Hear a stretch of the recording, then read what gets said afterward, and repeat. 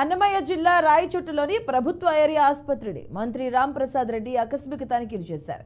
వైద్యులు ఎప్పుడూ అందుబాటులో ఉండి రోగులకు మెరుగైన వైద్య సేవలు అందించాలని మంత్రి ఆదేశించారు. ఆసుపత్రిలోని వార్డులను, ఆపరేషన్ థియేటర్ను, వైద్య పరికరాలను, ఆసుపత్రి పరిసర ప్రాంతాన్ని మంత్రి పరిశీలించారు. ఆసుపత్రి పరిసర ప్రాంతాలు అపరిశుభ్రంగా ఉండడంతో సూపరింటెండెంట్ డాక్టర్ డేవిడ్ కుమార్ పై మంత్రి ఆగ్రహాన్ని వ్యక్తం చేశారు.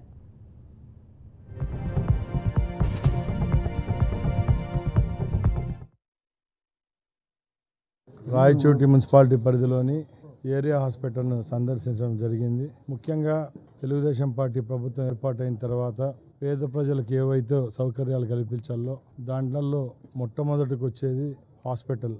ఎందుకంటే ఈరోజు ప్రైవేటు హాస్పిటళ్ళకు పోయి ఖర్చు పెట్టుకునే వైద్యం అందించుకోలేని పరిస్థితులు ఉన్న పేదవారికి ప్రభుత్వాలే అండగా ఉండాలా. ఆ నీతిని పాటిస్తూ రాయచోటి పట్టణంలో ఉన్న ఈ హాస్పిటల్లో ఉన్న విభాగాలన్నీ సందర్శించడం జరిగింది. ఇప్పుడు రాబోయే కాలంలో ఏవే సౌకర్యాలు కల్పించాలా, ఇక్కడ ఏ విధమైన చర్యలు తీసుకుంటే హాస్పిటల్ను నెంబర్ 1 హాస్పిటల్గా తీర్చిదిద్దేదానికి ఇక్కడ ఉన్న అధికారులు అయితేనే, డాక్టర్లు అయితేనే, సూపరింటెండెంట్ అయితే మాట్లాడడం జరిగింది.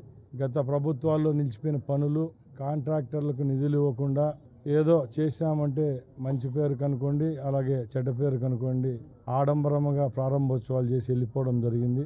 ముఖ్యంగా ఈ హాస్పిటల్ పరిధిలో ఇంకా చాలా పెండింగ్ పనులు ఉన్నాయి. దీనిల వల్ల రోగులైతే చాలా ఇబ్బంది పడుతున్నారు. ముఖ్యంగా 16-17 మండలాలకు సెంటర్గా ఉండే రాయచోట్లో ఎక్కువ ట్రోమా కేసెస్ వస్తాయి, యాక్సిడెంట్ అయిన కేసులు, అలాగే గర్భిణీ కేసులు. ఇక్కడ ఏదైనా ఫస్ట్ ఎయిడ్ తీసుకోవాలన్నా కూడా పేదవాళ్ళు అయితే ఈ హాస్పిటల్కే వస్తారు.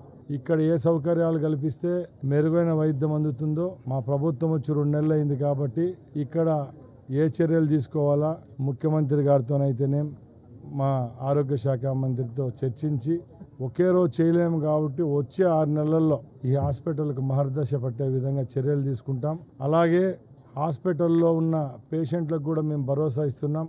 రాయచోటి మున్సిపాలిటీ